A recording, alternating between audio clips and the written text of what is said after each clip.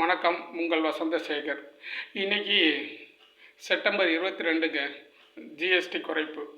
மக்கள் அனைவரும் மகிழ்ச்சியோடு சந்தோஷமாக இருக்கிறாங்க. எல்லாமே குறைஞ்சிருச்சு. மத்திய அரசாங்கம் வந்து 3 விதமாக பிடிச்சிருக்காங்க.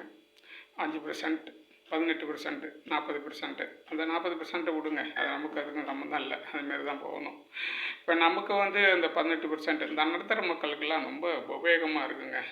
பயங்கர ரேட்டாக இருந்தது. 28%எல்லாம் இருந்தபோது வந்து ரொம்ப கஷ்டமாக இருந்தது. ஒரு சைக்கிள் வாங்குறது கூட ரொம்ப யோசனை பண்ணுவாங்க. 2 வீலர் வாங்கினா அதுக்கு மேலே அப்படிலாம் இருந்தது. இன்னையிலேருந்து அது வந்து மிகவும் குறைஞ்சிருக்குங்க. ஆனால் ஒன்றுங்க, அது இந்த மக்களுக்கு அதை குறைக்கிறாங்களான்னு கொஞ்சம் பார்த்துக்கணும்.